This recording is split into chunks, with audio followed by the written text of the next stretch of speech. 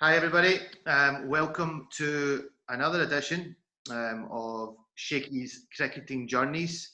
I'm really enjoying these ones so far, and I'm very happy to be joined by a lifelong friend of mine from childhood, Scotland leading wicket taker of all time. I'm very pleased to welcome Majid Haq, aka the Panther. Welcome, Majid. Assalamualaikum. Hi, Shaky. How you doing? You alright? Welcome, salam. Good to see you. Yeah, thanks very much. Great to see you, and all the best with your media career, and I hope it really takes off. Thank you very You're much. made for this. Thank you very much. Well, that's actually funny you say that. You always used to say to me, when your cricket career comes to an end, you need to do something with media. So, I'm finally taking on your advice, and let's see where it all goes. Yeah. Before I go into cricket, Majid, I want to touch on some recent events. We're obviously in the middle of a very testing time for everybody, coronavirus pandemic, and you have been at the heart of it. Only a couple of weeks ago, you were fighting for your life in an ICU unit on a ventilator, followed by, thanks to Almighty, you recovered, and on your departure, your father was on his way in and also was a 50-50 ICU ventilator. How are you feeling now? And please talk to me about that whole experience. Yeah, it started around about early March. I was down in London for just a weekend away, and then I came back, and then 3 or 4 days later, I wasn't feeling great. And then I was isolating for about a week. It still wasn't getting any better, and then I was given medicine by the doctor. It was antibiotics, and I actually found out later on that he prescribed the completely wrong medicine. So I got rushed to hospital. You were given antibiotics for something else. Yeah, that's more for a bacteria, not like a virus like this. So I was really bad. My breathing, I was just walking up and down the stairs and I could hardly breathe. I got taken to hospital, I think it was a Wednesday, and then they tested me for coronavirus, and the following day I stayed overnight in the high dependency unit for 2 or 3 days. The results came back, it was positive. I knew myself, something seriously wrong here. So they came back positive. I recovered actually pretty quickly.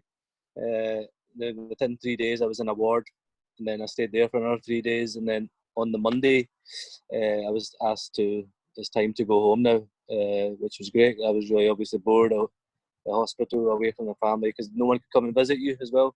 That's the tough thing with coronavirus, is no one can come and actually see you. So, and then obviously Monday, I heard on Saturday my dad had been taken in. Within 48 hours, I heard things were really, really serious for my dad. He got taken into ICU straight away. He tested positive for coronavirus, and he also had pneumonia as well. My dad's obviously got underlying health issues with asthma, so his was really, really bad. So on the Monday I left, my dad went into ICU fighting for his life. It was really a tough time for the family, obviously. My dad, obviously, we lost our granddad 3 months ago as well. So after my granddad, my dad's the head of the family, really. So it was a really tough time, but thankfully, thanks to Almighty Allah, that he's recovered now, and he's like, you'd never have thought 7 weeks ago he was fighting for his life the way he is right now. He's playing with his grandchild and walking up and down the stairs, no problem. Actually, he's washing his car the other week as well, which is like, Well, he's definitely back to his old self on social media, because he's been liking all my tweets, and that's something your dad. I can always rely on your dad to like, uncle to like my tweets. So from I was in touch with you quite a bit over the course of that time, just over messages. Yeah. It's just nobody really knows what to expect. It's such a new. It was so new to all of us. There you go, your doctor prescribed you antibiotics, thinking it was something totally different. Look, Majid, thanks to Allah, Subhanahu wa Ta'ala, you and your father have made a recovery. I have to say, I was more concerned for your father when I heard he went in, because obviously, I know that people in younger age have sadly lost their lives as well. But older people are obviously at a lot higher risk. And your father being somebody who has got underlying health issues, you know, we can just give thanks to the Almighty that both of you have recovered. You're back home, and I hope you're staying safe, and no visits to London anytime soon, please. Definitely not. It's definitely put life into perspective. Oh well, I think all of us, it's been an eye opener for all of us, even if you haven't been directly affected by it. I think it's been an eye opener, but I think it's been a positive for a lot of people as well, because people have spent a lot more time with their families. Others have spent more time, at home from work and spending time with their kids, and mothers as well. I think one thing you touched on that's really, really sad is the fact that people have been dying, and the family members can't even go to be by their side or be part of the burial. It's very, very, very, very sad indeed. So my condolences go out to all of those that have been affected by the virus, and may we get through this time soon, definitely, and get back to normal. Yeah. Moving on, you're back. You got your sunglasses back on. You're looking in good health. And I want to talk to you all things cricket now. Started at a very young age. Talk to me about your childhood and how you got into cricket. Yeah, childhood was basically just playing in the back garden with Umar a lot, and then going to see my two uncles, Fareed Hussain and Asif Khan. Fareed's obviously Umar's dad, so it was great to go and see them play for Ogramarians. And some of the grounds they played at were unbelievable. Like, they played at Creef, Cults, in the small clubs cup, Rossy Priory, which amazing grounds that if you're playing at a higher level you sometimes don't visit. Yeah. But some of these small clubs are incredible. But sadly they folded around about late 90s, 2000. So then I moved to Kilburn when I was quite young. Me and Omar were there. We played there. I played there 11 seasons. It was a brilliant time to play there. I just remember, obviously you played at Kilburn as well. You know how nice a ground is. Oh, beautiful, beautiful oval. Beautiful pavilion. Amazing pavilion, changing rooms, everything's perfect there. Maybe the wicket probably isn't as good as it should be. Yeah, but I remember the wicket back in that time. I think it was a bit better than what it is now. So I mean, back talking about Kilburn, I mean, you had a very, very good side. Your age group in particular. I mean, I remember the likes of you had Gregor Maiden, Andy Robin, Carmichael, David Miller, yourself, obviously, little toddler Omar. Mark Ferguson, fantastic keeper who I think you went on. It's a great story. Other side of the world. You played against each other in New Zealand later down the line in World Cup qualifiers, and he was playing for Hong Kong. Yeah, it was an unbelievable time at Kilburn. We're all quite similar ages. We practiced a lot during the summer, and I always seem to remember the weather being so much better then as well. But yeah, great times. We had a lot of success as well. We won the Scottish Cup at under 15s level. We had a quality team, as you said, like Mark Ferguson, Alan Michael, Andy, and myself. Omar was there, Johnny Christie, and Chris Nelson, who went on to play for Scotland at hockey, were very good cricketers at that age as well. So I had a great time at Kilburn. We also had amazing professionals then as well. We had guys like Manzoor Alahi, which is a serious all-rounder from Pakistan, Sabah Kareem, who kept wicket for India. It's great distinction. He obviously got hit by Anil Kumble in the eye. I think the bail hit him or something, and then that finished his career. But he was a quality keeper batsman who we learnt a lot. I think Mark Ferguson talks very highly of him as well and taught him so much. We had Roger Telly-Marcus, South African quick bowler who bowled late 80s. Latterly, we also had David Harper as well, who had a great influence in my career. So they were brilliant times. We had like a nucleus of senior guys as well, like Jamie McDonald, who you played with, Dougie Wiley, Scott Hamilton, somebody else you probably don't remember, Stuart Cruikshank, who was a very, very good all-rounder. Heard a lot about him. Never met him personally. Very good all-rounder. And yeah, we had some good times there. But then obviously, sometimes good things come to an end. Well, just on that, Majid, my early memories. I'm obviously a couple of years, year and a half, 2 years younger than you, and obviously I looked up to you. You were a very talented left-handed batsman. I was a cheeky little left arm over, left-hand batsman, and I'll never forget it. As a kid, I was on a district tour with your little cousin and a good friend of mine as well, Omar Hussain. And Omar said to me, the Shonk said to me, he said, Majid doesn't rate you as a cricketer. And I'll never forget that, because it like proper drove me. I was like, what do you mean he doesn't rate me as a cricketer? And he was like, he doesn't rate you. And I'll never forget, I played an under 15 or it was an under 17 game against you at Clydesdale, and I cleaned you up in the first over, and then I came out and got 50. And I think we put to bed, and then I think you'd said to Omar, no, Sheikh, he's a really good cricketer. And that was it.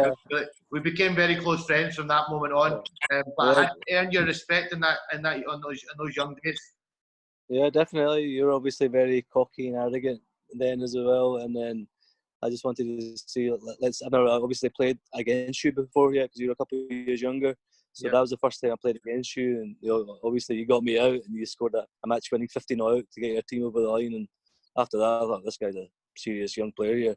He's actually as good as he talks. So it's not just.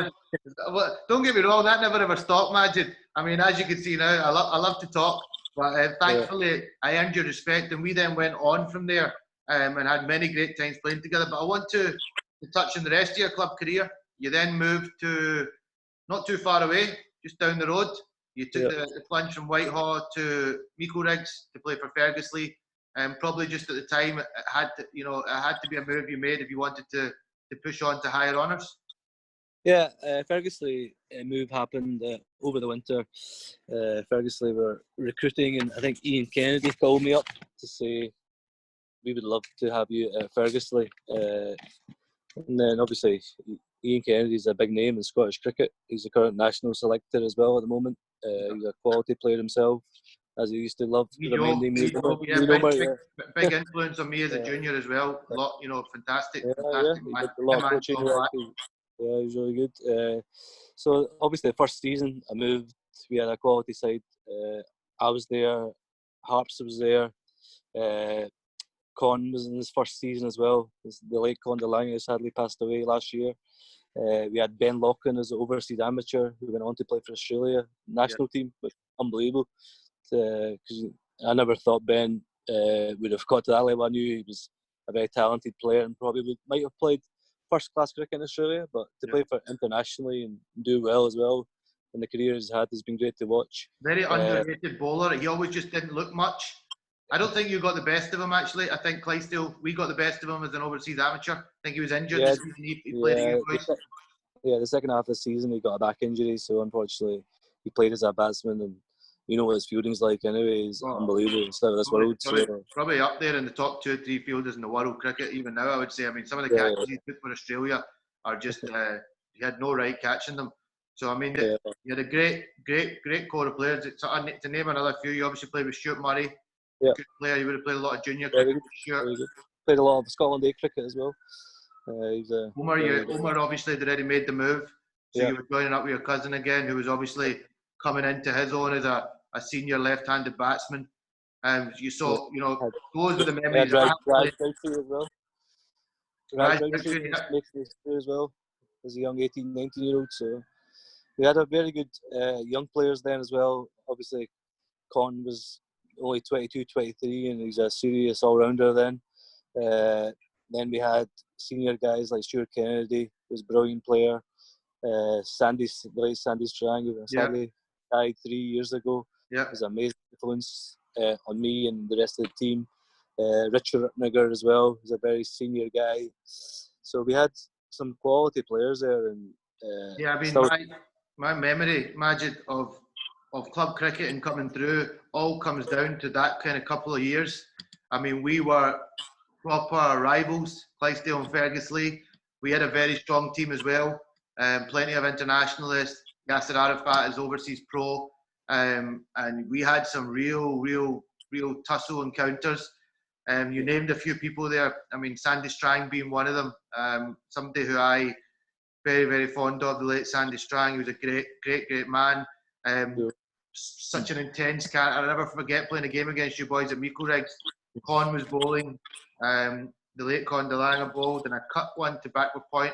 Thought about going for a single, and I had to quickly come back, and let's just say Sandy shared a few words with me, and pretty intense words. We had a few words back and forward. And what I loved about Sandy was as soon as we came off the pitch, he was the first person to come and talk to you and first person to spend time with you. And I'll never forget when I released an article speaking out against, at that time, the national team coach. Yeah. You always remember those that are with you when you're at your lowest. And Sandy Strang phoned me up and offered his help to try and help me get through that period of time, and said he would try to speak to the governing bodies to try and mend this relationship. And I'll never forget that about Sandy. So I'm very lucky to have played with him. Definitely, very, very lucky. I think everyone who's met Sandy has only got good things to say. He's very honest. He doesn't matter where you're from or what background you are or what race you are. He was just a nice guy to everyone. But he also had a very fierce side to him. Like in warm-ups and stuff, we used to play football for 10 minutes. I'm sure he took out somebody every warm-up. I think he had Omar lying on the floor once, and Omar was raging. I heard that story. I would have loved to have seen it. I would have loved to see the chunk spaced out on the ground after a slide tackle from Sandy Strang. Omar wasn't happy, that's for sure. But Sandy is an unbelievable man. There's not many like him who I've met over my life. So, and I think you probably be the same as well. Yeah. It's a very sad loss to Scottish cricket. And as was obviously in more recent times, Con DeLange.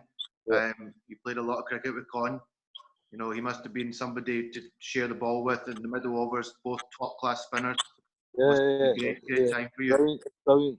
We had a perfect combination. Obviously, Con was left arm, I was right arm. We used to bat in the middle together as well, even though he used to run me ragged because he was so rapid between the wickets. It was like, Con was like always looking for the two there, and I was like, Con, it's all right, he's one. But yeah, he's a great professional, and he's sadly missed as well. And I played with him obviously later on at Clydesdale as well, so I played a lot with Con, and he was a quality player.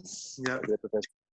Yeah, no, mate. Our prayers are always with him, and you know, I hope his family are, you know, staying, you know, positive. And it was really nice to see the way the cricket community has come together after unfortunately he passed. And you know, I think it's amazing the way all the clubs took part in the Beanies, the brain tumour Beanies, to kind of, you know, show the love camaraderie in the cricketing family. And he got messages from all around the world, from some respectful, you know, some very high level people like Alan Donald. I seen tweeting his condolences, Herschel Gibbs. So he was obviously such a highly regarded man, and may he rest easy. Great successful time. You won 2 Scottish Cups, something I've never had the pleasure of winning. That must have been a great moments. Yeah, they were obviously. We're obviously against you guys. We're very close in the league. I think in 1 year we won the first division. Then the 2 years afterwards, you won the Premier Division. So yeah, but it was amazing. It was amazing that, because the Premier Division the next year, it was both of us playing in Edinburgh. We were playing Grange. You boys were playing Carlton. So we'd just both been promoted from First Division, and we were the 2 teams fighting for the title. So if you guys had won and we lost, you would have won the National League Premier Division. If both of us won, we would tip you. And it was, I mean, you boys chased 270 odd at Carlton. We were chasing maybe 180 odd at Grange. We had a bit of a banana skin in the middle and lost 4 or 5 wickets. It could have gone touch and go, but we managed to get over the line. So it was, I mean, you're looking back, there's some great competition between us 2 sides. Yeah, there was. Obviously, you guys had a team full of talent with an amazing professional in Yasser. So, and obviously you, Ross, were just breaking through into the Scotland stuff as well. Then you had senior guys like Greg and Rennie Keith, who were quality players as well. I think you had Ben as overseas amateur as well. Yeah, Ben as overseas amateur, so, you had some serious players then, and then you had a very strong team as well. And I think the national leagues were brilliant for cricket then as well. Yeah. We had obviously 3 divisions, I think it was then, Premier Division, first and second, and guys really enjoyed the challenge of playing. We didn't have so much district cricket then. Yeah. So all the stuff was more national, and that's how the Scotland team was being picked on club performances and also Scotland A games as well. Yeah, no, you used to turn up on a Saturday and you knew you were in a game of cricket. It had that real playing against the East as well, going over to Edinburgh. I just had that extra buzz, and I've always kind of said, ever since they've made the West and they've made the East regionalised, the standard of cricket, certainly in the West, definitely the standard has gone down. I think the East is maybe maintained okay, but I would love to see a national Premier League come back and then have the regional stuff off in the other divisions. I think it's healthy for Scottish cricket to produce the next top class players to come through, to then go into regional, then go into the national team. Yeah, I agree with you in that, because obviously when it first happened, I wasn't too sure about it. I think regional would cut down on the travel, because they always use the example why would Dumfries go all the way to Stonywood Dice. It just doesn't make sense to play club cricket on a Saturday. But I think if you want to try and raise the standard of club cricket, I think this year might be a nice gap to just reevaluate, and maybe next year they might bring it in again. So I think it's a good chance to bring it in again.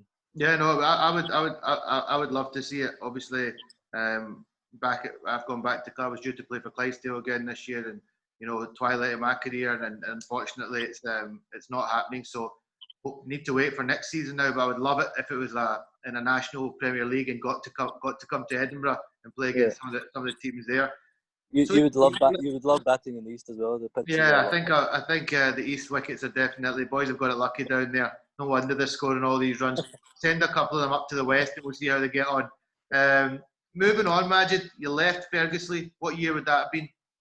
I left in 2008, so I joined Clydesdale in 2009. Obviously, I was at a stage where I was 24, 25. I wasn't really sure whether this cricket when I think it was just getting into full-time contracts then, so I wasn't on the first batch of the contracts in 2008, 2009.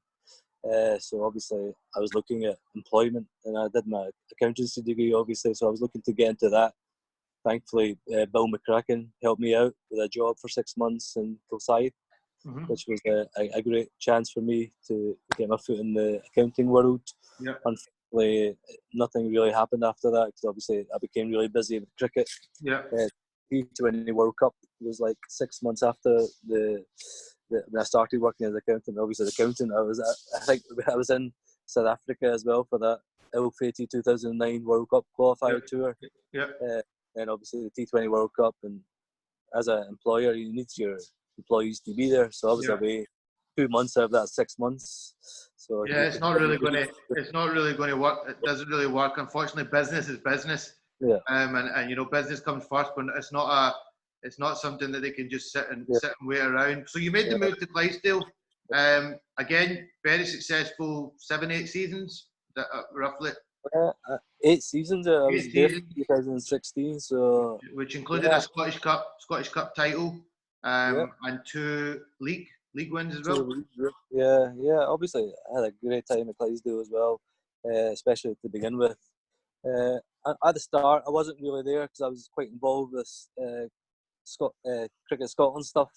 So between 2009 and 2015, before basically my cricket international career was over, I was probably there like 50-50. And then afterwards, the last 2 seasons, I was there basically full time. Were you captain? I was also captain, for the last 3-4 years, I think, as well. Yeah. Which was a big responsibility at Clydesdale. There's a lot of stuff happening in the background. Some good stuff, some not so good stuff, and just some players who played in the past era, unfortunately, still hanging on, just not letting things be. Obviously, I'm a strong personality myself. There's other strong personalities at the club. So there was a bit of a clash there towards the end, unfortunately. Things didn't really end well. It was a shame because we just won the league and Scottish Cup. Well, that's what you finished on a high.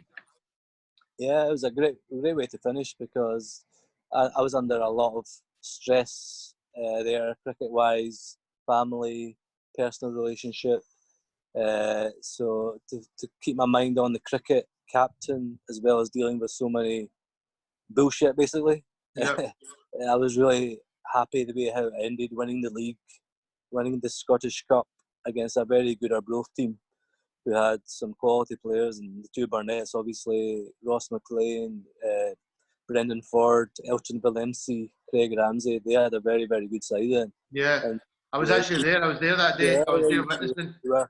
It was a quality game of cricket, and I remember actually coming into the changing room just after you'd left the field, scoring the winning runs. or I don't know if you scored the winning runs. I think Con Yeah, hit, that's but you were at the crease, and I came in and you looked like a very relieved guy sitting in there. We shared a handshake and a hug.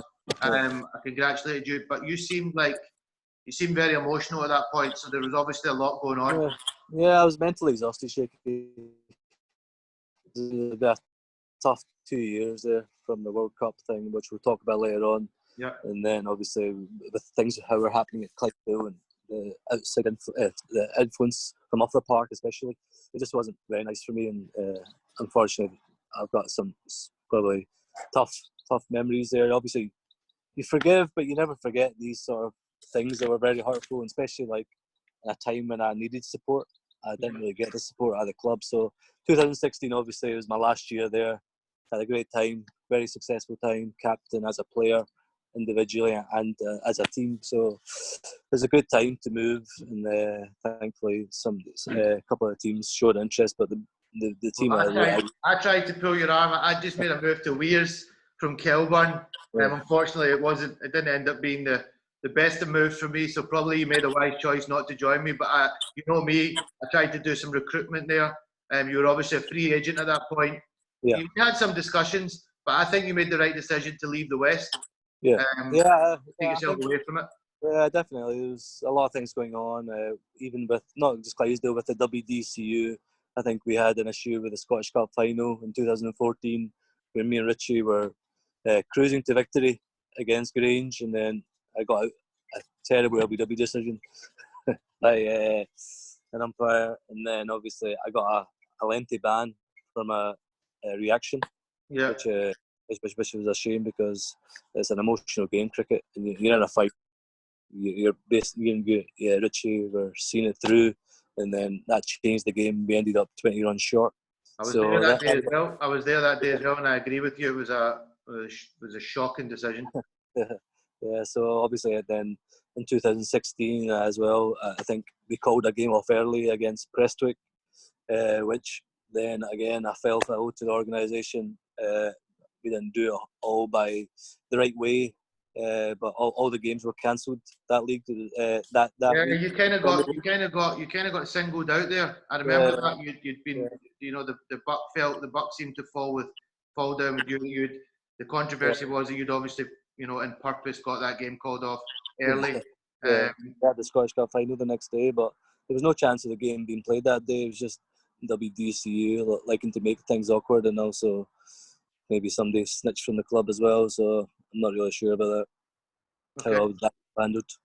So you made the move, Majid. You made the move over to Castorphin, and from the outside looking in, you look like you've really settled there. You look you've probably been, this is something, we've got so many things to talk about from before this, but this is obviously a more recent time.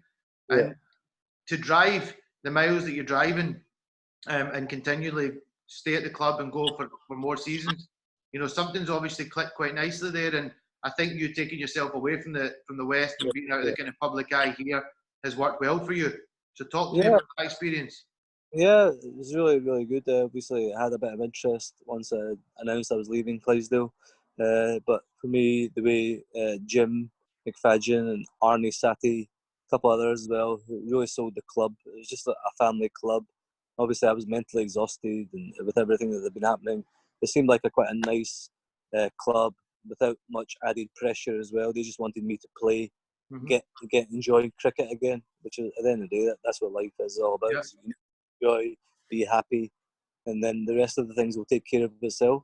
Yeah. So for me, that was a really one of my best decisions I've made, is going there, playing some cricket. I was really impressed by what their captain Joe Kinghorn-Gray had to say as well, and the vision for the club. So in 2017 was my first season there. I went there. They'd missed out the year before to get promoted to the Eastern Premiership. So my aim was basically to get the team promoted, and we did. We had a playoff final against Stonywood Dice at Falkland. We bowled out Stonywood Dice for less than 30. I took 6 for. We chased it comfortably and got into the Eastern Premier League for 2018 season. So that was a job well done for 2017 by the whole club. No, I actually came to play a Scottish Cup tie against you for East Kilbride. Myself and Monty It was actually my first time playing at Corstorphine, and it was safe to say I was pretty impressed by what I've seen. You know, quite an open facility ground, and it's got that kind of school ground effect. But when you're actually on the oval, it's a lovely oval, lovely wicket. I was absolutely gutted that day. I smoked one off of Madasm, but unfortunately I didn't keep it down, and it went straight to mid-off. I was hoping the guy was going to drop it. But you had a quality pro. He scored 100 that day. Madasm was probably one of the best professionals I've played with. He was unbelievable. I think he scored 1,000 runs in all competitions in June in 2 months. Then he got a bad injury. He had to go back home to Pakistan. He had to have a knee operation. We missed him for the last 2 months of the season, but he was unbelievable. Yeah, he seemed like a very nice guy as well, probably. Yeah, he was very humble and down to earth, and just really focused on his cricket. And beyond that, it looks like there's quite a lot of talented guys there as well. I mean, some of the couple of batters that I've seen that day look quite impressive. We had Elliot Foster and Sam Flett, who were quality top order batsmen. Foster and Fletty have both been playing for the Eastern District team as well, which was great. And we obviously had Joe Kinghorn-Gray, who unfortunately left last year because he got a job opportunity at Heriots to be their player coach. He was a quality player for us. We had some other really good spinners, and Callum Duty, a quality leggy, Callum Clarkson, good left arm spinner as well. We had a really, really good team there, and obviously I've really enjoyed my 3 seasons there. Obviously this year, who knows what's going to happen. Well, obviously the season's been cancelled. We might play a bit of T20 maybe at the back end of it. Personally, I think it's probably a sensible decision. There's not really, I couldn't really see it working. People say it's a non-contact sport, but there's saliva on the ball. So you share changing rooms. What are you going to do? You're going to have a social distance changing room with all wicket keepers, with terrorisers, all with their smelly gloves. I just don't see how it can logistically work. Moving on then, Majid, we've talked about your club career. You know, fantastic, and long may things go well for you. I'm really happy to hear that Corstorphine and you have found a good relationship there, and you're settled. And I hope next year you go on to have another great season there. Just before we go into the national team and the A-team stuff, there's obviously a lot of junior representative stuff that you played all through the ranks. You played for Scotland under 13s, under 15s, under 17s. But I want to talk about the under 19s. We had a tussle at Watsonians with the European Championships. Both us and Ireland had beaten the Dutch and the Danes in the first 2 games. There was only one team getting to go to the 2002 World Cup in New Zealand. It all came down to a match at Watsonians against Ireland. For me, that was one of my first memories. I was 16 at the time of playing in a real high-profile, intense match. You must remember that game well.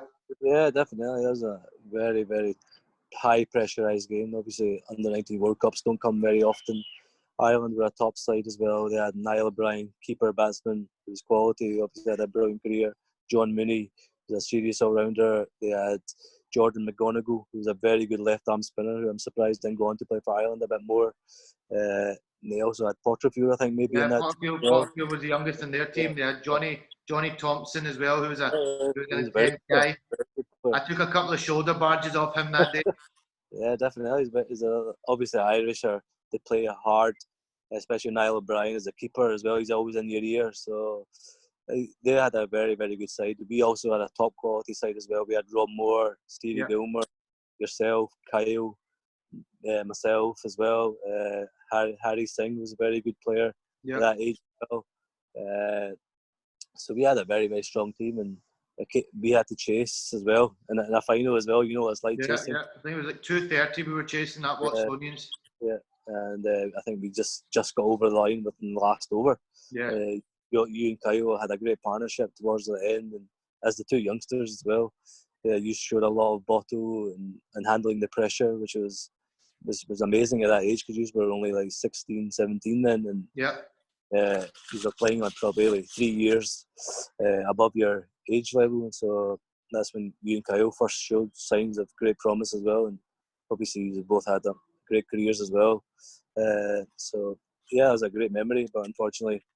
That brings us to the kind of first controversial moment of your career before it even got started, and I'll never forget it. We all were summoned to Watsonian's changing rooms at 9 o'clock the next morning after the success. I think it was Jim Love and Mike Kendrick's way of kind of bringing us back down to earth and being really hard nosed on us. That was their kind of makeup. That's what they were like. Obviously, a few boys had some sore heads. Edinburgh boys had went out. We've been out. Boys have been out in Edinburgh the night before, and Mike Kendrick and Jim Love had started going around the room one by one. And I never forget. I went to the toilet, but it was toilets that were just round the corner. You could still hear everybody in the changing room. Yeah. Mike Kendrick and Jim Love had got to you and said, Majid, what do you think? And you said, well, we won, didn't we? So what's the problem? And your point is valid. The day after a very high pressure game where the game could have gone either way, let's not beat around the bush. Irish were probably just as strong as we were to get over the line. You made a fair point, but I think you also, because of the type of characters you were dealing with, kind of put your nail in the coffin at that point. And they went on to pretty much ignore you from that moment on. And you were left out of going to what would have been your first and only 2002 Under-19 World Cup in New Zealand. Yeah. I'll go on definitely on record for saying that we were a weaker side for not having you, because Moni Bikpal had then come into the team as a young talented leg spinner. You were obviously the leading off spinner to go on to be leading off spinner in Scotland. So to not have you there, and you were a top to middle order batsman. It was huge not having you out there. But talk to me about it personally for you. It must have been a very low point in your early days. Yeah, definitely. Obviously, you've come off such a buzz from the day before. You just sometimes you just need time away and just think about it. And obviously, in the mornings as well, I was probably a wee bit grumpy that day. Why are we going all the way, getting a wee bus to drive 15 minutes? You probably didn't have enough time to wash and condition your hair that day. I know you like at least, from rooming with you, from experience, Majid Haq, this hair doesn't just come from nothing. Your normal routine when you go into, it's really frustrating when I'm waiting to get into the bathroom, but you would normally come out and say, it was a wash and conditioner day today, Shaky. I need to leave the shampoo in my hair for a certain amount of time, and then it needs to be conditioned for a certain amount of time, and I'd just be like, what? And you're like, look at my hair, it's got to be like that. So you're a man that likes to take your time. You don't like to go into fifth gear too early in the morning. So I think, you're a bit grumpy that morning. Yeah, I just think, obviously, I've just said what I felt. Sometimes I'm that person. Sometimes maybe the whole squad were thinking, why are we here? The next day, I think most of us were thinking that, to be fair. I just sometimes blurt it out, and that's been my problem in my life. But it's the way I am. Likewise, Majid. Likewise. It's the way I am, and if it's not good enough for somebody, then it's not good enough. I don't really care sometimes. So, it's just the way I am. And so, that was a very tough time. Obviously, seeing you boys getting ready for the World Cup. I felt I should have been there as one of the key players. Should have been in the team, yeah. There was no doubt about that. It's just obviously they had issues about my attitude, and they probably thought I don't really care as much. But as you know, you played a lot with me. I'm very, very serious about my cricket. I take it very seriously. So that was a really tough time. I probably went through early depression there, and I had a really bad winter. I put on probably so much weight. Yeah, I remember that. I remember that well. Obviously, we went to the South Africa as well for the Under-19 district tour. Yeah. So I was pretty heavy then. Footage of you bowling in a game. That was where your spin talent really started to really come through. You were quality out there. But there's actually a footage in one of on the South African video where you're bowling, and somebody said, "Is that Majid or is that a sea lion?" Because I think that was one of Mike Stanger's funny comments. I think it was Mike. Yeah, Mike loved the little comment on his commentary. But you were a big boy. Craig Wright and Stroppy were obviously, and Stanger were our coaches out there. I think they had quite a good influence on us. They were quite tough on us. They never took any crap. I was obviously a cheeky little character back then, tried to test their patience. But they were pretty firm with us, and I think they were good for us out there. Yeah, obviously, Wrighty and Stroppy were key members of the Scotland full team, and they were quality all-round cricketers themselves. And it's at the end of the day, when you're a young player, you look up to fellow cricketers who are above you and senior guys, and we all respected them.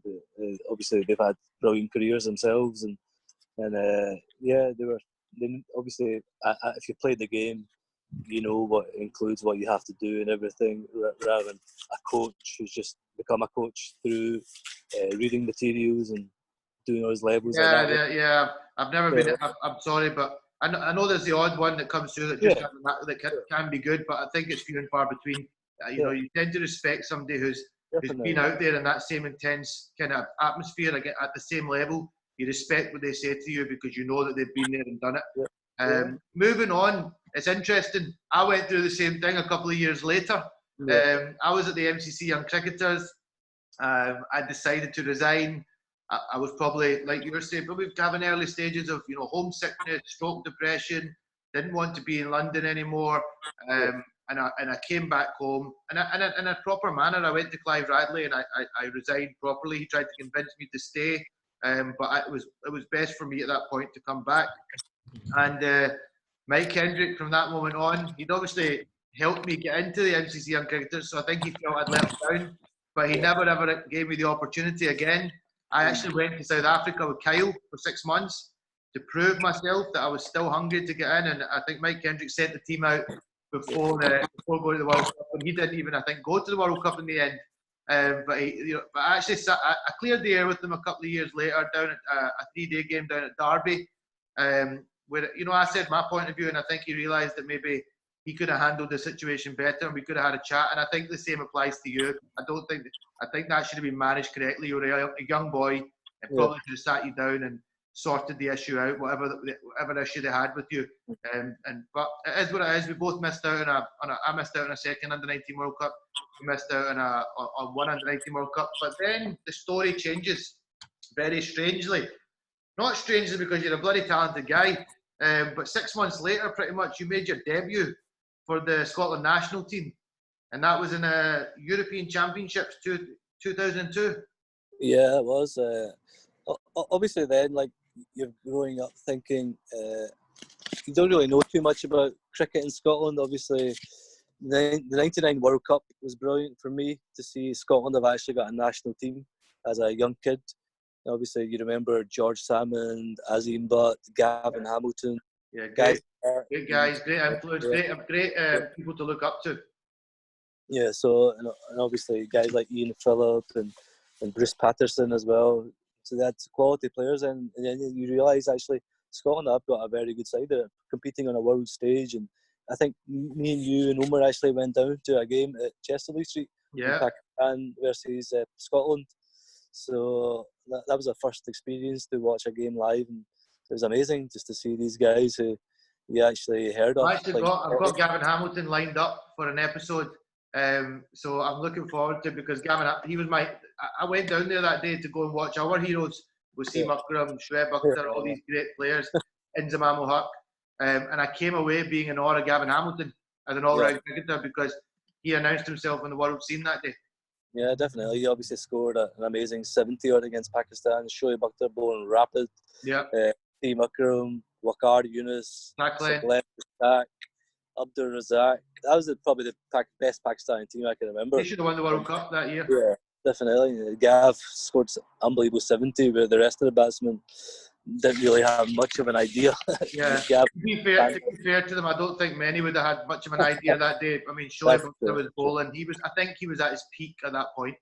Yeah, he was bowling absolutely rapid, and obviously Gav was a serious bowler then as well. Yeah. He was swing it both ways, about 85 miles an hour, and he was a brilliant cricketer. It's just a shame how England handled him. Yeah. Because he could have been quality. Yeah, no, definitely.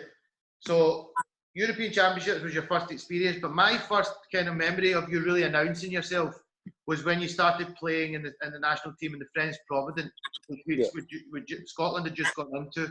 And you're obviously playing against full professional counties, big overseas pros. A lot of big players are playing in the county setup at that point.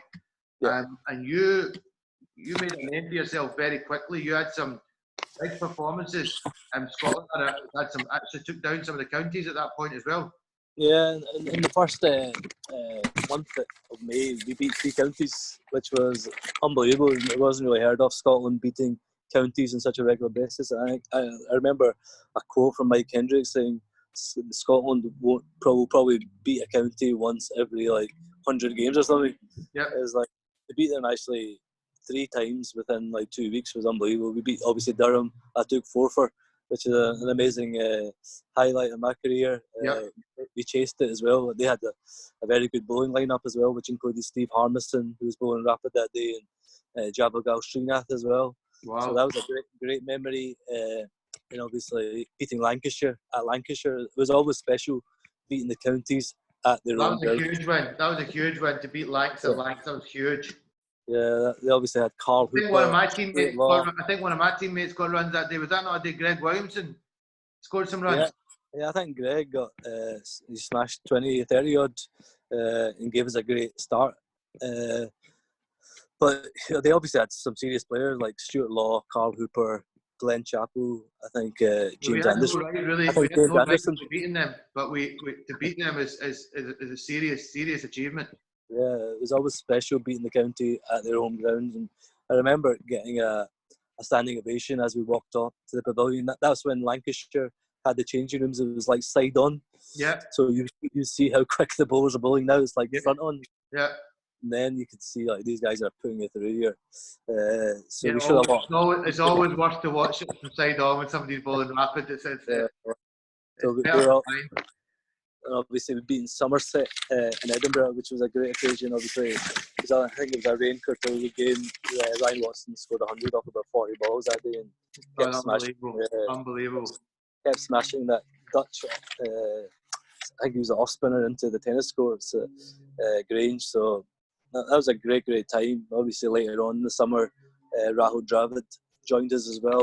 Yeah. Which was, you don't really think of these sort of things. You look back now and you think, bloody hell, I was so lucky to play in a team with one of the greatest batsmen of all time, and someone who's gone on to obviously have a great coaching career as well. He's one of the probably the highly regarded, along with Sachin Tendulkar in India. And he performed fantastically well for us in a very short period of time. Him and John Kent.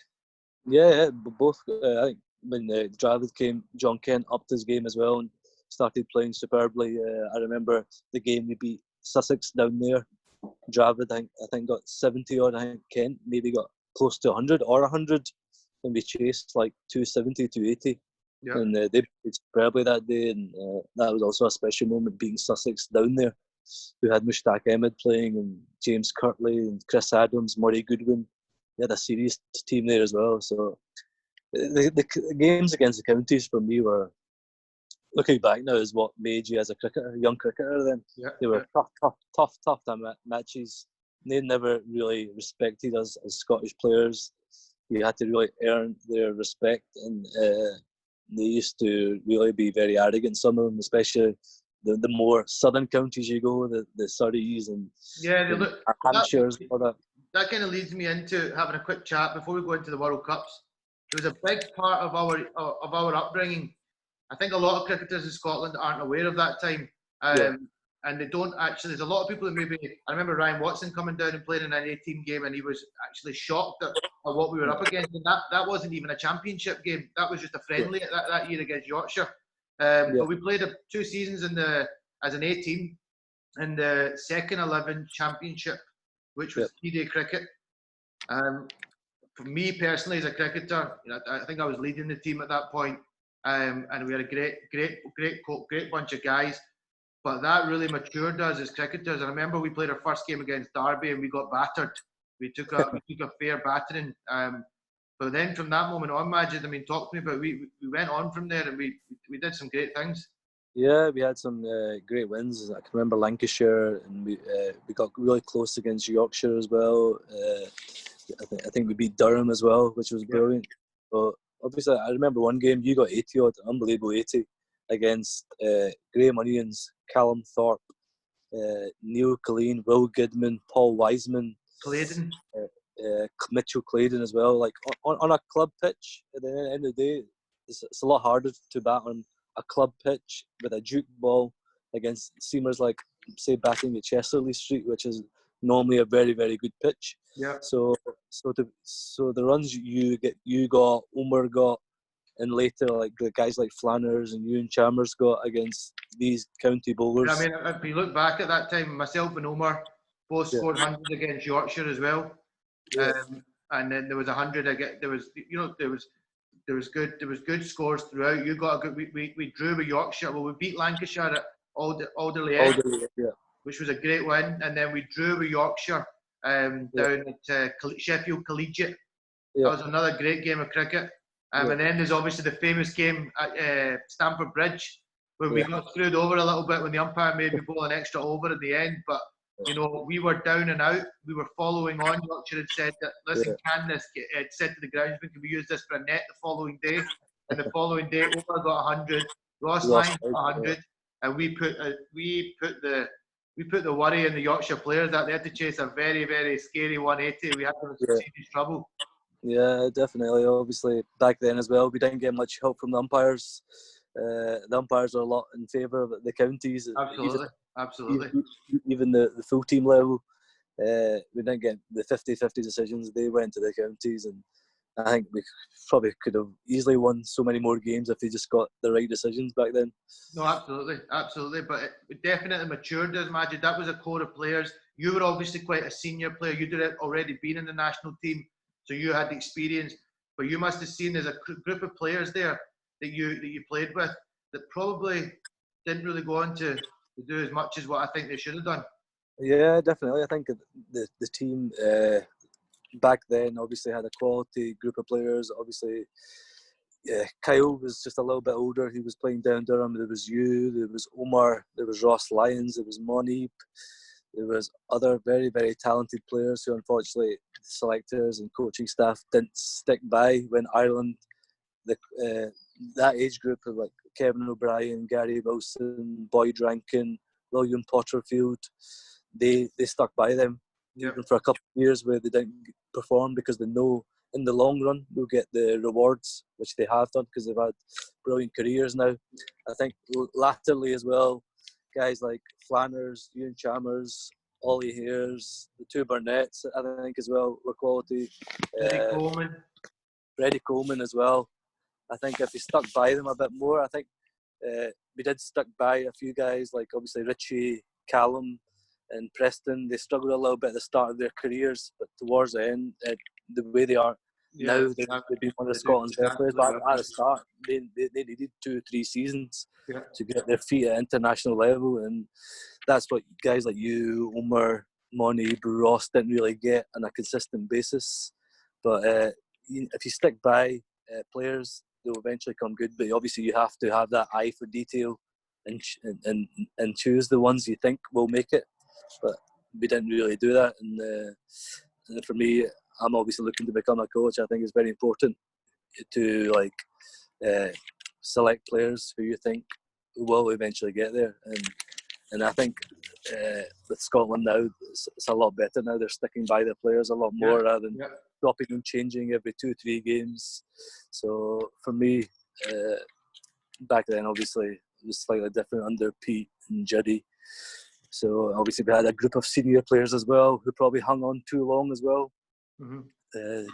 So it's all about moving players on at the right time, and unfortunately that wasn't the case then. But I think the Scotland team is in a lot better space now. Yeah, no, absolutely. I think you do see it now. They've got that consistent core of players, and it shows on the park with their performances. Okay, so going into the big stuff now, you obviously are Scotland's leading wicket taker of all time. That's no small feat that you've got there. You know, that's something to be very proud of. Probably could have went on to get a lot more wickets as well, but you know we'll get to that. So Majid, you played in your first World Cup, 2007, in the Caribbean. Now, I was in Australia at the time, and I remember tuning in to watch all the games live. And what stands out most about that World Cup is you opened the batting for Scotland. Yeah, I just started off probably a couple of months before that. I think it was actually 2006, probably in December. I was just batting in Bangladesh in the nets, and I was hitting the ball really well. And I must have impressed Righty, who was the captain then. This guy can actually bat, because I was batting probably 9, 10, 11 then. Yeah, but to be honest, I don't really know why that kind of came into play, because you were a fine batsman all the way through junior. I mean, you were one of the standout batters. So it is a bit strange that it's always been discussed of can you or can you not bat. In my opinion, you've always been able to bat. Okay. Yeah, obviously, sometimes you get pigeonholed as a bowler. Okay, the bowler, he bats down the bottom. But I feel like I could have been a really, really good, genuine all-rounder. I've obviously had some highlights with my batting and stuff. I scored 50 against Ireland and 50 against Kenya. And I got 50 against a strong New Zealand A team as well in 2014, who had guys like Colin de Granto, Matt Henry, Hamish Bennett, Ish Sodhi all playing for them. I seem to remember you once got a 50 against a Durham attack at the Grange as well that included a guy called Shoaib Akhtar. Yeah, that's right. I remember going in at 30 for 6 or something and thinking, bloody hell, what's happened here? I think we were 6 for 5 at one stage. Shoaib Akhtar was bowling rapid that day as well. And yeah, I just went in there. I took my chance and luckily I stuck in there and I managed to get myself like 58 not out. I was really proud of. Obviously, Shoaib Akhtar was a massive name. We've grown up to watch this guy. Yeah. Obviously, coming from a Pakistani family, we do support Pakistan. Yeah, so, very proud. The family must have been very proud to see you. Yeah. Obviously, back to the World Cup as well, though. Back to the World Cup as well. You opened the batting against Australia, and they had a guy coming at you in the first couple of overs who wasn't too shabby speed-wise as well, and Sean Tate. And I'll never forget, you stroked them over point, one of the first balls, then you stroked another cover drive. You also hit McGrath for a nice shot, and then for some reason, I don't know why to this day, I think you thought you were quicker than what you were, because you really weren't. You decided to take on a 3 because you thought it was Glenn McGrath and he's older, but I'm sure Glenn McGrath can still shift a little bit, Majid. Yeah. And you ran yourself out half a pitch. Yeah, I know, Shaky. Looking back, that was 13 years ago. I'm still gutted about that because I did the hard work getting in against these guys. The hardest thing is getting in the first 10, 15 balls against these guys. But once you get in, you have to make it count. I got 17 or 18 or something. I was feeling very comfortable. It was getting easier. The shine was off the ball. Playing at the highest level, you have to do the hard work at the start. But once you get to that initial stage, things get sweet because the pitch is so good. The outfields are rapid. The West Indies grounds are quite small as well. So yeah, I'm really still kicking myself. Why did I take that third? And because then you think you might get another opportunity when you're younger, but as you get older, you have to grasp those opportunities.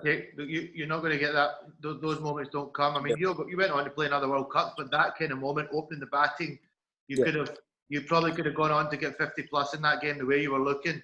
But you know what?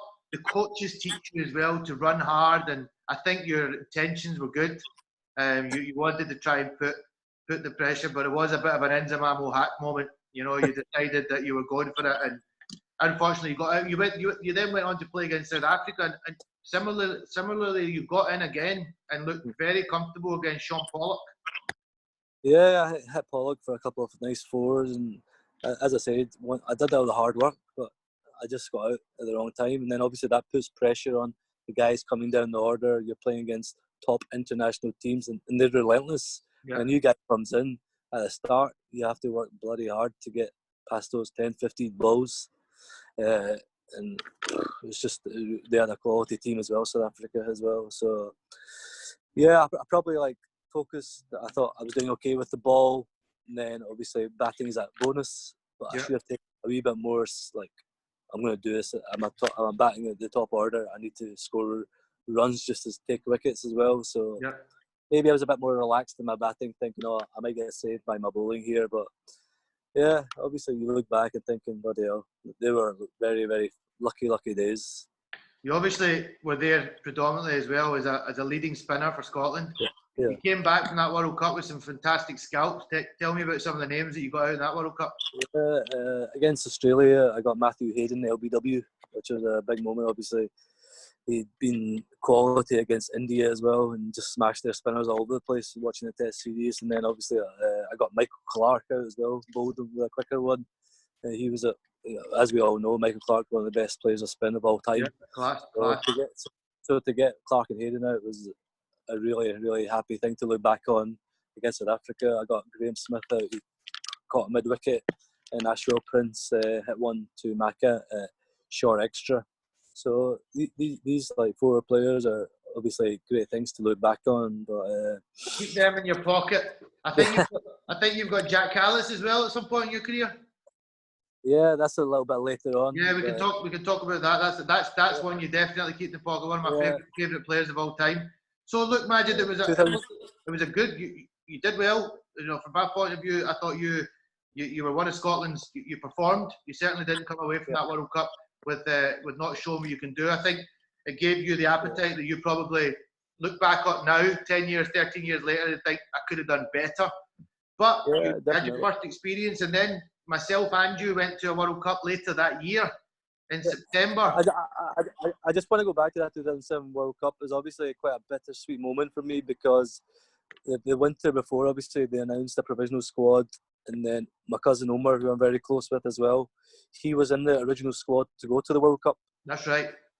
But last minute, they changed it because Glenn Rodgers became available through residency. Yep. And poor Omar got left out because Omar was an unbelievable form. Omar was an unbelievable form.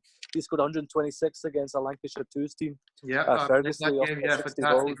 Fantastic knock. Which basically got him into the squad. And for Omar to be left out like that, it was really poor management, unfortunately. And Omar took that really badly. Yeah, I don't think. It was a sad time because his parents came out as well to the World Cup because Omar were obviously going, so they'd booked 6 months in advance. So that was a really tough time for our family. They're delighted for me going out, but obviously a very sad moment as well, not seeing Omar there because Omar was in top form then. He had got himself probably in the best shape he'd ever been as well. He was fit. He was. I think you're right, Majid. I don't think he ever really recovered from that.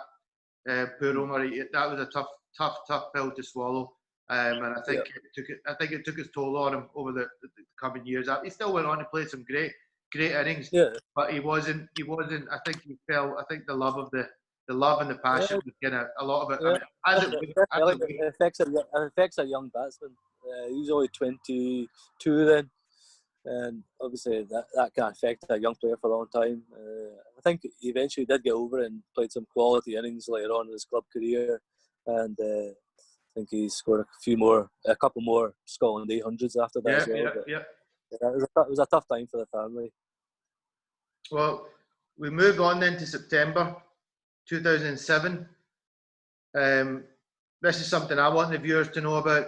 I get pigeonholed in club cricket all the time, like I'm a 4-day player, and I think a lot of people forget that we went to a T20 World Cup together, and probably one of Scotland's strongest squads.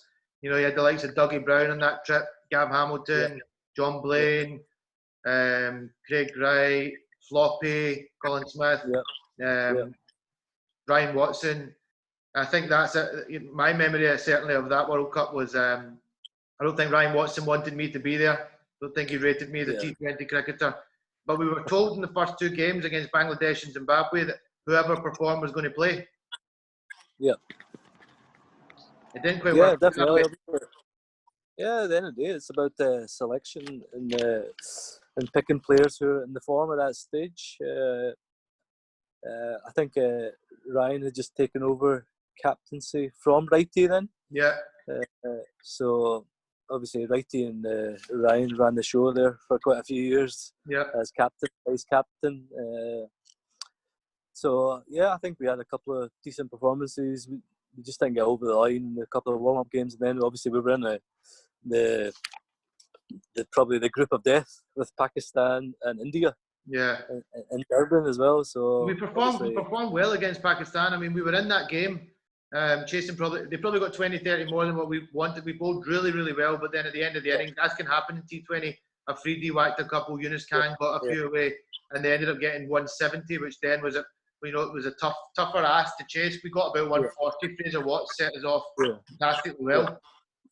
Yeah, obviously we started really well with the ball. Blaney, Nell, Righty were quality. Unfortunately, got hit for a couple of sixes by Afridi. Yeah, which got him going. Yeah, it's a funny story actually. Afridi came in, I said to Blaney, "What's your thoughts?" He said, "Man, just throw one up there. You'll get him caught deep mid wicket." I said, "All right, Blaney. Okay." First ball, I did it. He hit me for 6. Thanks, Blaney. Thanks very much, mate. Majid, you were talking about Omar there, but I remember I was told the night before the game that I was left out, so I went to sleep that night knowing I'm not playing. The morning of the game, I was sitting in the lobby. Ross Lyons came walking by, looking all ready, organised to go. Got in the bus, first guy in the bus, and then Scotland had seen that look. It was a decision that in the end it probably worked out. Righty had been left out, and they'd seen the morning game, and the ball had jagged about a little bit, and they decided. And Andy Tennant came rushing past me to go on the bus, and Ross Lyons was informed that he'd been left out of the team and that Righty was coming in. Righty ended up bowling really well in the game, so you can't really fault the decision. But poor Ross Lyons. Yeah, obviously these sort of things are quite poor from management, and also I'm sure Righty was putting a lot of pressure in the background as well. And Ryan were quite close over the years, and Righty's obviously quite a big personality in Scottish cricket. He's someone, if you cross Righty, then you might be on the out of the way, as maybe a couple of coaches found out. So yeah, it was obviously a tough Ross as well, a young cricketer. Yeah, very tough for him as well at that stage. Maybe he never recovered after that as well. Yeah, it was obviously playing a World Cup, being told you're playing, it's a big thing, and then a few hours later, or the next day, saying, "Sorry, mate, you're not playing because it's going to jag around." And because obviously Ross was in great form then as well. Yeah. But at the end of the day, Righty took his opportunity again, like he always used to when he got a chance. Yeah, no, you can't fault him. That's the thing. Yeah, at the time, it seemed like quite a ruthless decision, but Righty came in and he bowled a really good spell, a really important spell for us in that game. Unfortunately, we lost the game.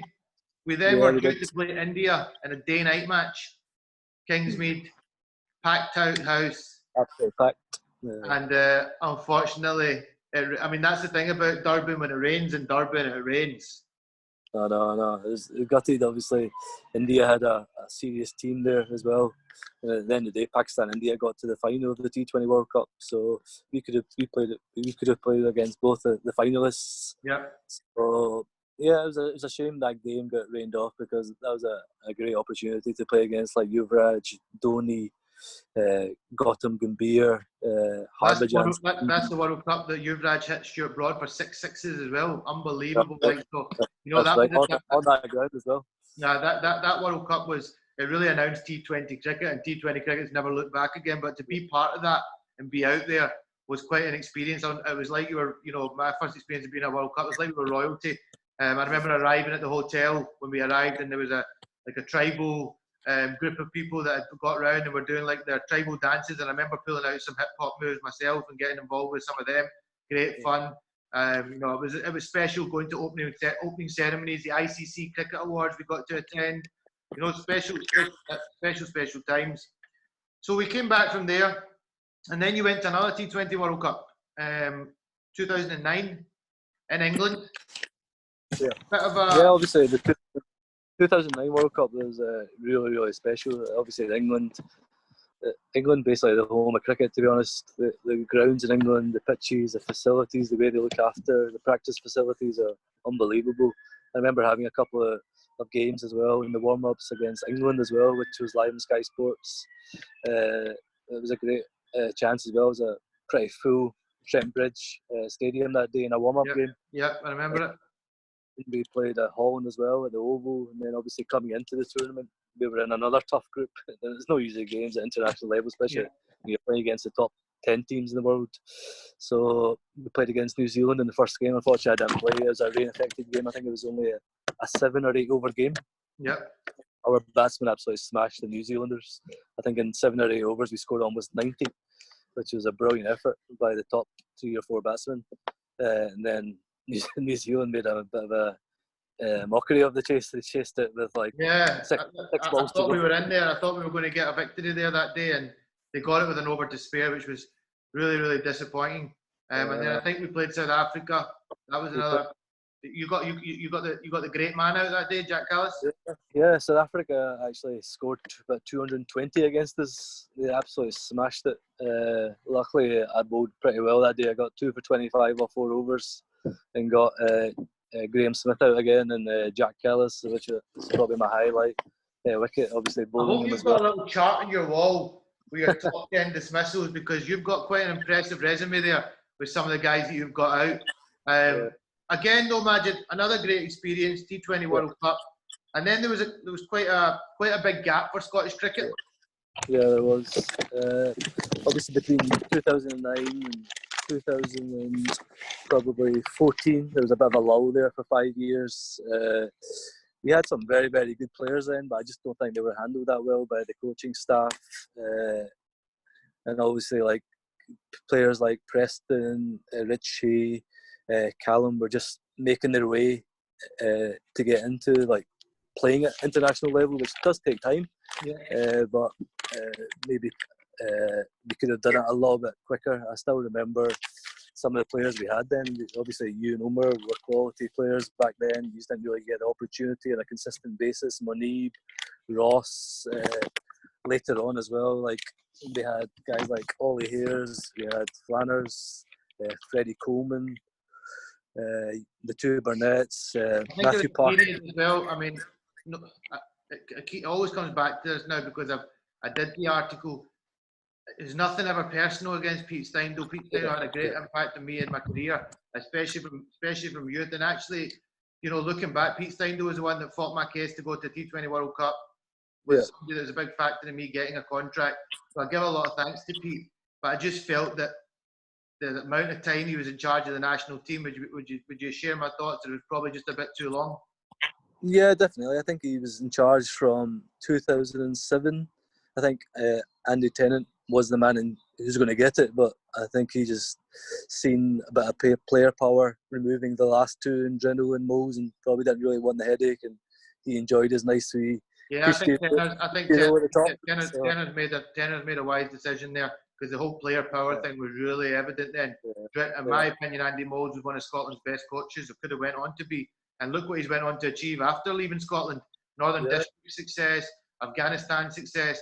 Strange that, but he certainly, there was some player power that pushed him out. Then Drennel, equally, you know, somebody that we had worked a lot with in the A team, and somebody I was probably going to come in the national team under, and he kind of got pushed out. And then Pete kind of held the reins for quite a long period of time. Yeah, I just think Pete stayed on a little bit too long, but I think he was quite pally with the CEO then, Roddy Smith, which helped him keep him in the job. And I think always helps to keep it tight with the man, with the boss man. We'll talk about Roddy a little bit later on, but I think for me that was a bit of a lull there. It's a shame because we had some quality players who were performing, but just didn't get the opportunity for a consistent time. You need time sometimes. You can't just expect someone to come in overnight and be it. You need to give them at least 3 or 4 or 5 games in one position. Okay, do it, and then eventually they will, because there was some really talented players. Like Freddie Coleman was a serious player, and we sort of wasted him a little bit. Even like guys like Matthew Cross as well took time. Obviously we had in 2012 we had a bit of the English sort of players becoming qualified, and that they were like a little bit just flung in there without having to prove themselves, just because they had a county contract. Didn't mean they had the privilege and honour just to come straight into the team. Yeah, if they were made to work for it. Some of the guys who I can't believe played for as long as they did, and but we did have some quality players as well. Really wrong message to send out to your talented youngsters coming through as well, that they probably just, a lot of guys probably just chucked it at that point. If you look back at that era, there's a lot of guys that probably just were like, well, that's it, I'm done with Scottish cricket, I'm going to do something else. Yeah, if you've not got a full-time contract, then you have to live your life. How are you going to survive on 4-month contracts earning £1,000 a month? Yeah. You can't, especially when you get to like 25, 26. That's not possible. Yeah. And the government, the body didn't really look after the local players, and a lot of them just like got really pissed off with it and just left. But obviously, as I can remember really clearly, it was 2012. Neil Carter became available as well. That's right. And like I remember sitting in a room with, I got called in, obviously the senior players. It was Kyle was there, Richie was there, Preston was there, I was there, Drummond was the captain then, Pete and Juddy were there. Yeah. And they just like talked him up so much and said, oh, you can't wait to get Carts involved. And I was just sitting there. And then obviously they looked at me because I wasn't really happy about it. Yeah. I said to him, why are we going down that route of picking somebody who's 38, obviously at the end of his career now? Cart came in, played maybe 9 months, did pretty well, which is fine, but he shouldn't have been just. It was too easy. Yeah, it was at the end of his career. He just and it wasn't really going to go. It wasn't really going to go anywhere. It wasn't like you're going to have him for 3 or 4 seasons. It was very short term. And that's probably the start of where things really sort of became awkward with the governing body and some of the players as well, because obviously I wasn't agreeing with them. Yeah. I was saying to these guys, why are we going down this route? We've got some very good players in Scotland. So why, just because of Neil Carter, what he's achieved, he had a great career down playing county cricket and provincial cricket in South Africa. So why? What's the point of our youth development programs and all these and 18 cricket? It's sending out a terrible message, and obviously that sort of alienated me. It was probably the start of things, probably late 2012. I was just like, okay, Majid's not singing from the. Fix your camera, Majid. Yeah, I think I was getting a call there. Sorry. Okay. Majid's not singing from the same hymn sheet as us. And then later on, obviously, I was probably getting far too involved in all the off-the-field stuff rather than just what I was doing, concentrating on my own cricket. Mm-hmm. So obviously, it was tough times then because I wasn't agreeing with the captain, the vice captain, the coach. So it sounds like, you know, we're going to get to it. We're going to go into the 2015 World Cup now, but it sounds like the fallout and there was a little bit before as well, like this chief executive. Obviously, the organisation was struggling for money then as well, because we were relying on money from the ICC, we were relying from Sports Scotland, but internally we weren't generating any money. We had a really good sponsorship with Lloyd's TSB, which expired around about 2007. So almost like 5-6 years, we weren't really generating, and that was like the CEO's job, Roddy Smith, and it's just really annoyed me then as well. Like, these guys are on good amount of money, like 60-70 grand apparently they were on. The CEOs and the players are like on about 25 to 30 max. Okay, and for me, the most important people, I always used to fight the players' corner as well. I always used to say the most important people for sporting organisations are the players. They are the athletes. You have to keep them happy. And you used to find out guys like development officers, no offence to Tim Hart, who was on around about the same money as guys who are national, international cricketers. Yeah. What kind of message is that giving to the international cricketer? What value is the organisation placing on you as an international cricketer? That development officer is a very important job. Don't get me wrong, but it's not as important as an international cricketer who's out there having to perform to keep the organisation flowing, to keep the money coming in, to qualify for World Cups. And obviously, we missed out on quite a lot of World Cups. We missed out on the T20 World Cup in 2010, 2012, 2014.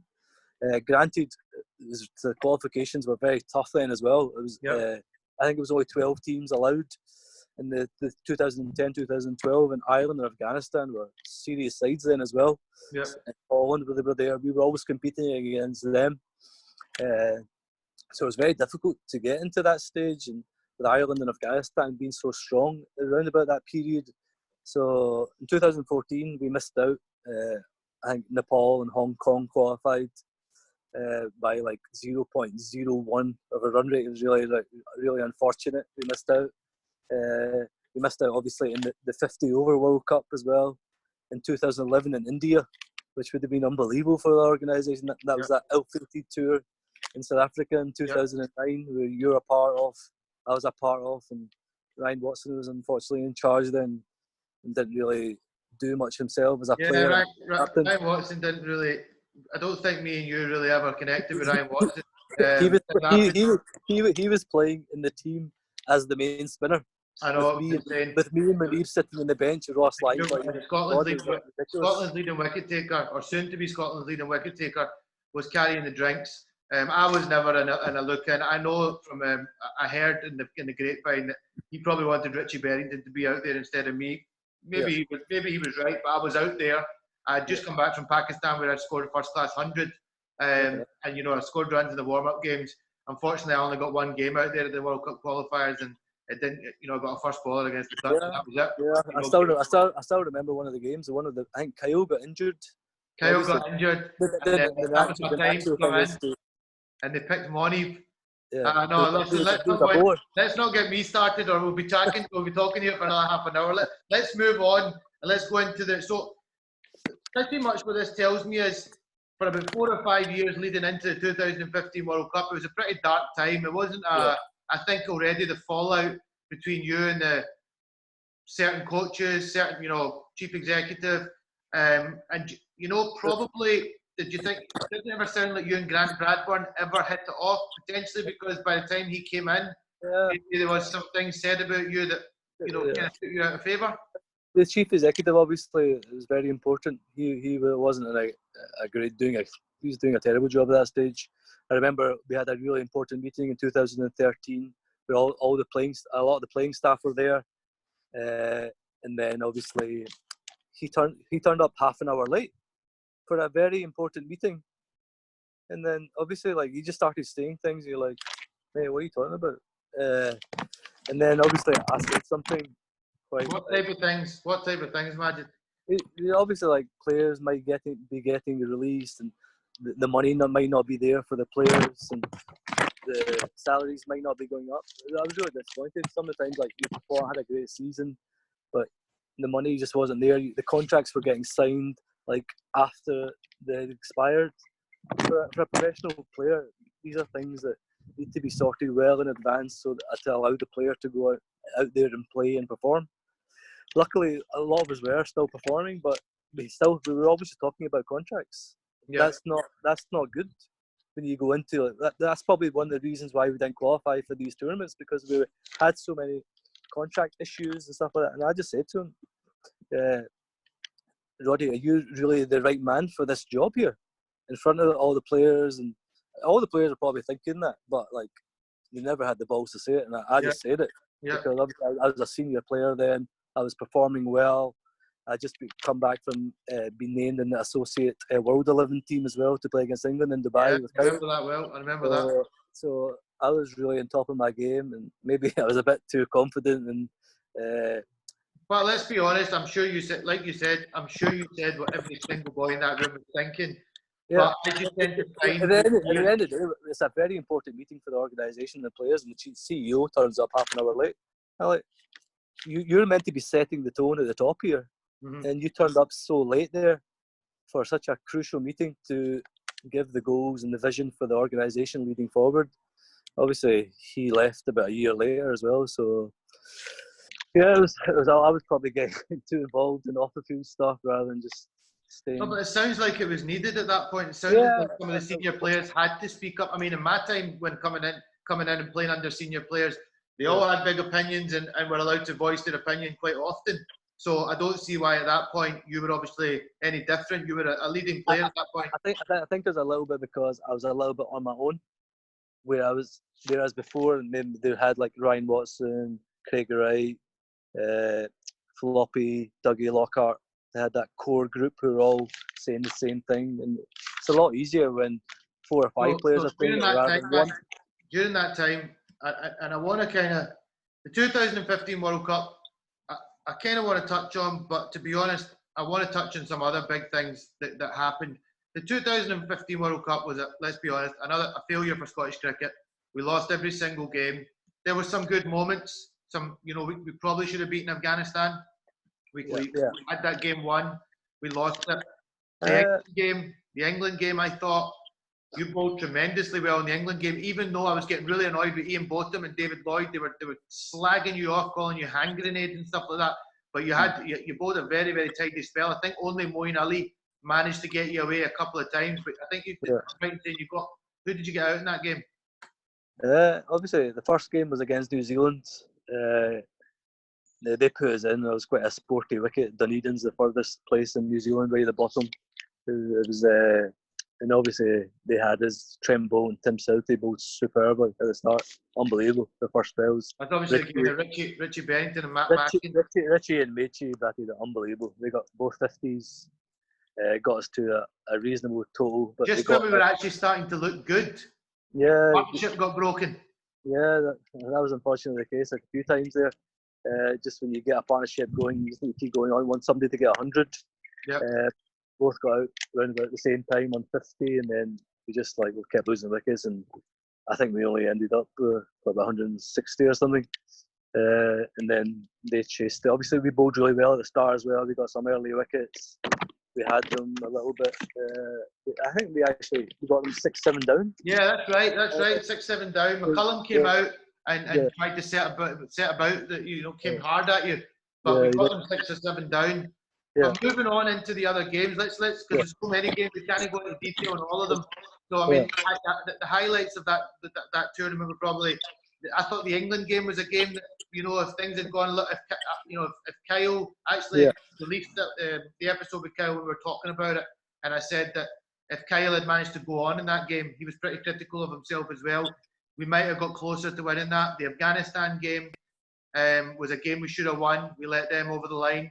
So again, let's be honest here, disappointing campaign, no victories, but it took us into pretty much the last game of the tournament, and that's where, unfortunately, things started to take a dip for you. It's interesting to hear you talk today because it now sounds like things were taking a dip for quite a while. I think maybe would I be right in saying that you'd maybe probably fallen out with certain other senior players?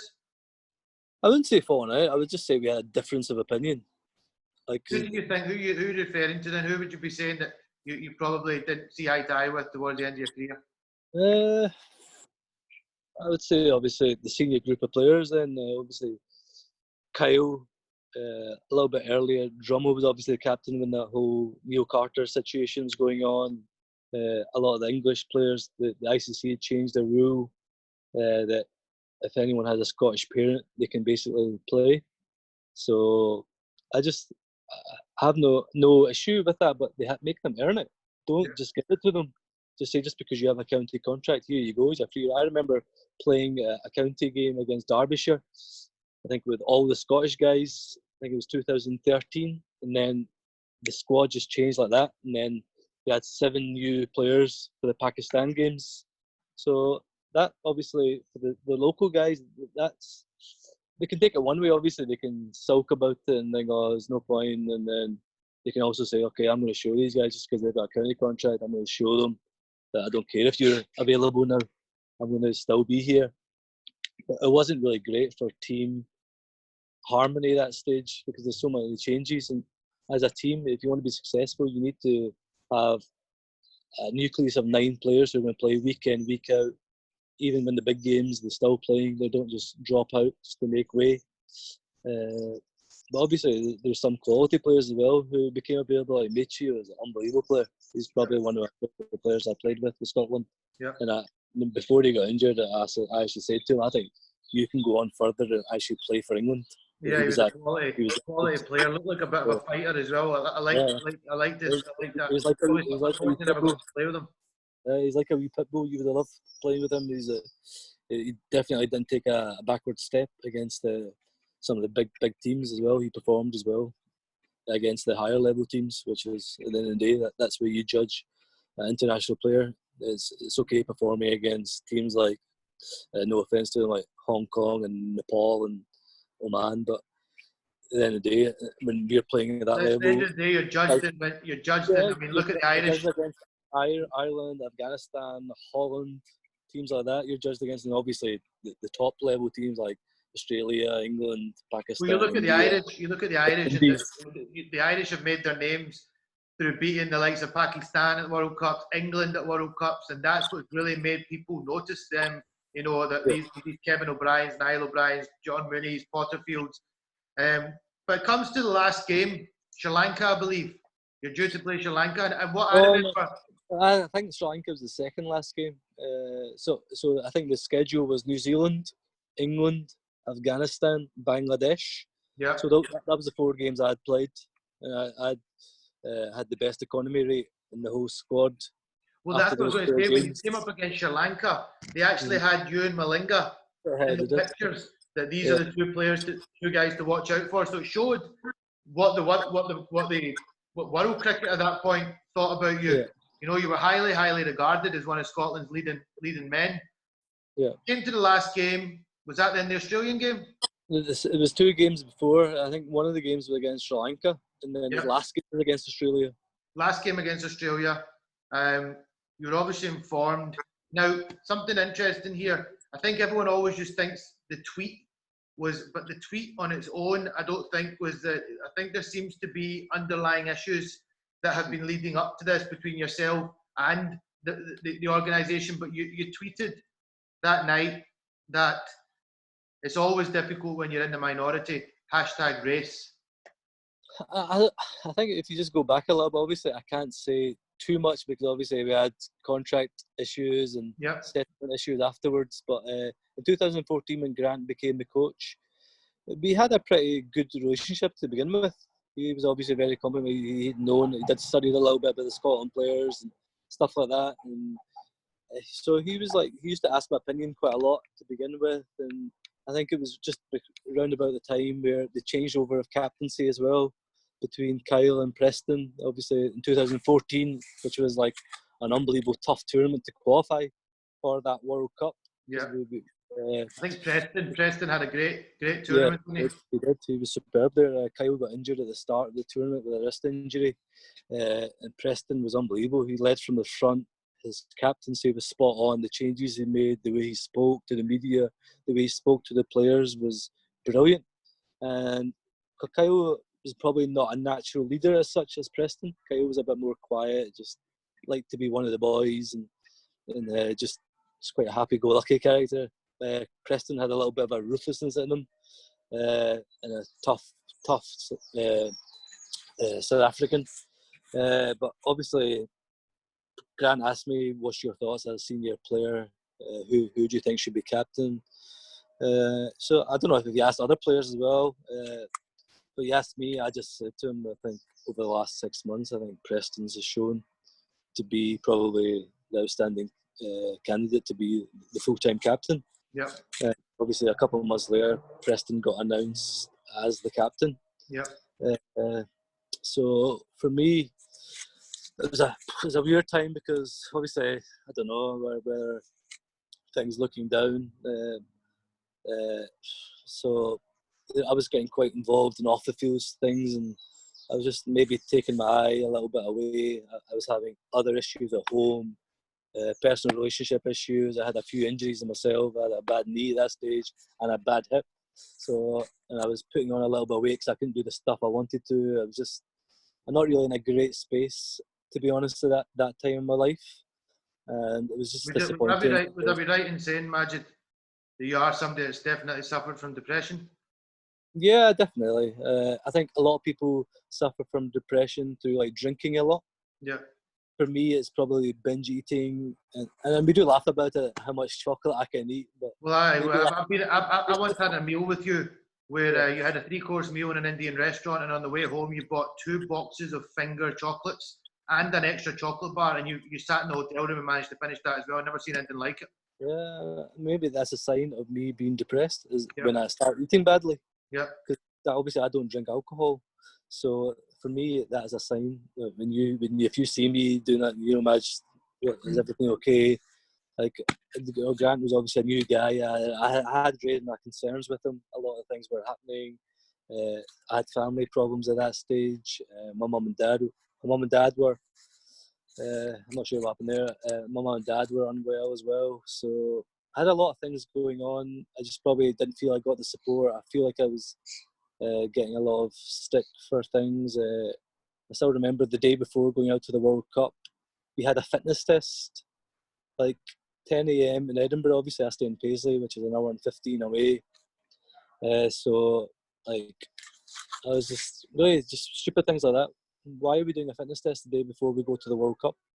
That should be a time for players to just sit at home, be with their families before we go away on a 6-week tour to the World Cup. And touring wasn't really natural to me. Like I'd like my home comforts. I'm quite family orientated. I like being around Like all your my mother's cousins. food. Yeah, my mum's. I miss the food out when you're away as well. Maybe that's a good thing. Sometimes I lost quite a lot of weight when I was on tour. So yeah, I just wasn't really in a great space then. But thankfully now, after everything has happened, it did take a long time to recover after all that. After the 2015 World Cup, being sent home had a big impact on me and Yeah, my just family. to take you back to that, then I want to quickly. I don't want to bring back bad memories or anything, but this is obviously something that's very relevant in your life, and it pretty much brought the end of your career. You tweeted out, obviously, I mentioned it earlier. Um, Always difficult when you're in the minority. #race. You tweeted it out. Yeah, At the time, you probably had no idea what was coming. Who was the first person to contact you to say to yeah. take it down? Callum McLeod obviously WhatsApped me, said, "Majid, is everything okay?" I just said, "Yeah, Callum, just the usual. It's just not happy." And then obviously we went to training. It was quite a bit of a. I'd put it up in the afternoon, and then Right. we went Okay. to train an hour later, and then just obviously everyone's seen the tweet, and they were just thinking, okay. Then I got back to the hotel. Who said? Did anyone say anything to you at the training session, or on the way there, or on the way back? Yeah, a few people were just asking what's your tweet about, and I just didn't want to say too much. I just wanted to go and have a good training session and come back and then be at the hotel. Grant, obviously, as we were walking off the coach, Magic can have a word, and then we had a word. He was there. What was the word, Majid? What was discussed? They were just like saying, what's this tweet all about?" I just said it's just how I'm feeling at the moment. They obviously presumed it was 100% to do with the non-selection. I was told I wasn't playing. Yeah. So I just said there were so many other things that had been going on. Just life in general, as a minority, it is tougher. It is tougher. There's no doubt about it. And since, especially since 9/11, like the way Muslims have been portrayed and things like that, it's like actually shocking. Like they made like one person doesn't make a whole human race. It's actually, I feel really sorry for the Chinese right now with this coronavirus. Yeah. They're getting a lot of stick for it. Just because it started in China, I think so. But all the Chinese are spreading all this People. around Yeah, them. exactly. I've seen so much social media hate for the Chinese. When So one sad. small, Because, I mean, who knows what the whole, but one small market doesn't make the whole Chinese race. Exactly. Like even you see Donald Trump's just because she was Chinese, Yeah. why do you know that's China? Yeah. That was clearly a racist comment. If we get started on politics, you'll really get me started, Magic. So let's not go down that route. But who then told you? Who was the first person to tell you to take the tweet down? I think it was the security guy that we had. He said, "Nah, just take that down." I said, "That's the way I'm feeling right now. Why should I take something down? How I'm feeling?" Yeah. And we had a meeting. It was Keith Oliver, who was the chairman then, Kenny Gosman, who was one of the other board members. Grant was there. Preston was there. Maybe somebody else was there. Maybe Grant's sidekick Hammer, who used to always follow him around. Grant used to always get involved in these tours we used to have. What was the atmosphere like in that meeting? Oh yeah, it was pretty bad, to be honest. Bad as in, were they aggressive towards you? Were they trying to understand? Were you trying to have a discussion of what was? Or was it just... I was just getting grilled, and I was there. I'm in one corner, like the rest of the guys are all in one corner. It's just like it was like tough questioning here. What about Preston at that point? Did you feel? Preston Spoken very highly of Preston. Was he trying to? Preston obviously as captain, he's in a tough situation. I've put him in a tough situation as well. So yeah, obviously I do have regrets about it. Well, that's what I'm going to come to. I mean, in hindsight, I still think I had a lot of cricket in me. I just turned 32, just become Scotland's leading wicket taker of all time. I had a lot of knowledge, and I felt like I still had a good couple of years in me, definitely. Yeah. No, look, there's been a lot of players that have done controversial stuff along the way. For a tweet to be the end of your career, I think is very, very harsh. I think But what I think you're probably depressed at that point, and then you were put on a plane pretty much within 24 hours. Yeah, obviously, I'd asked to be taking the tweet off, and then later that evening I took the tweet off. The next morning I thought, okay, things will be better now. I've taken the tweet off. They called another meeting, the same people, and then they said, we're sending you home. I was shocked, and obviously I started packing my stuff. It's quite emotional. I met a couple of players, and I met Mary as well. So obviously it was a really emotional time. It was a big story then as well. Well, yeah, so it obviously blew into the media, and it went viral. You probably got a few extra Twitter followers than you've ever had over that period of time. But you got on a plane, and what really stands out for me is when you got off the plane at the other end. Was there anybody from the organisation to meet you? Obviously, the World Cup, I was leaving in the hotel. Grant's best pal, Hammer, took me to the airport and just seen me off. And then obviously I was on a flight from Hobart to Melbourne, and then Melbourne to Dubai eventually to Glasgow. Obviously you've travelled as well. You know how it's a very long flight. Yeah. It almost takes 2 days to do, and that almost felt like 2 weeks to be all alone in a plane. Actually, I was looking at the screen in the plane, and my name came up. Majid Haq, Scotland cricketer, has been sent home from the World Cup. I was like, bloody hell. Obviously, I got to Glasgow. I was relieved to see my family there, but there was no one there from the organisation. And to be honest, that put me into a really even worse space, and mentally as well. I think mental health and depression and stuff, and anxiety has come a lot in the last 5 years. I think, looking back now, I was really in a bad state then. Obviously, things that had gone bad personally, relationship, mum and dad weren't well. Club situation wasn't great then as well. Clydesdale stuff, and it was just getting from all angles and not knowing people who to trust and who actually got your back. And so it was really tough time. But thank goodness, all things, time is a great healer, and I'm in a much better space now. And hopefully a lot of positive things to come in the future. Please don't everyone remember Majid Haq, that cricketer. Well, that's what I was going to say, Majid. You know, we've talked about some amazing achievements that you've had all the way through. One of the biggest things is, and I can't see it changing anytime soon, that you are Scotland's leading wicket taker of all time. It'll be a while before I think somebody manages to break that record. Also, Scotland A-wise as well. I've got 177 wickets as well. I think Safi's the next best with around about 106. So that's another thing. That's another thing from that World Cup, which was strange, that Scotland lost every single game, and you got left out in the last game. Why was Why didn't Safi get a chance to play one game? It made sense. Did it really matter?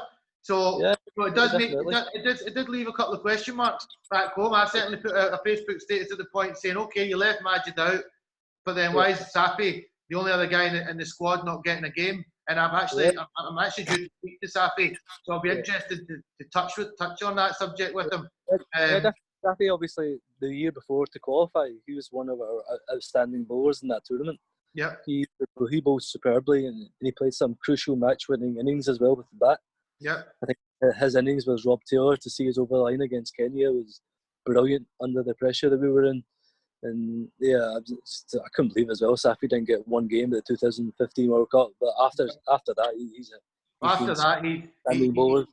shown some real. It'll be interesting to talk to him actually, because he's shown a great attitude to bounce back from that, and he's gone on to achieve some great things. I don't want to talk about that now, because I'll touch on that with Safi when I speak to him. But from myself to you, Majid, I know you've been through some very tough times. We all do things. We all make mistakes. I'm certainly put my hands up and say I've made plenty of mistakes. On the way. We all make mistakes. We all make mistakes. You learn from your mistakes. How to handled. But you should not be remembered for a one-off tweet that got to say you said it is something that is known worldwide. It's something that it went viral. But I remember you for other reasons, and I think a lot of Scottish people in Scotland will be interested to see the response we get to this video. I think a lot of people will remember you as a leading, passionate guy who gave us a lot of service to Scottish cricket from the age of 11, 12 years old, all the way up into your 30s, toured all around the world, hardly ever injured, mostly on a pitch. And and there was times that your body was probably breaking down, but you were still on the park. Is there anything you want to say to maybe people from that time, or anything that it'd be nice to see sometimes, some the air maybe get cleared. I would love to see you get some sort of benefit match, something from Cricket Scotland. I would, a message from me to Cricket Scotland would be, this guy has done a hell of a lot for the country. He's performed to amazing heights. And I would love to, and if we can do something like that, I'd love to partake in a game like that.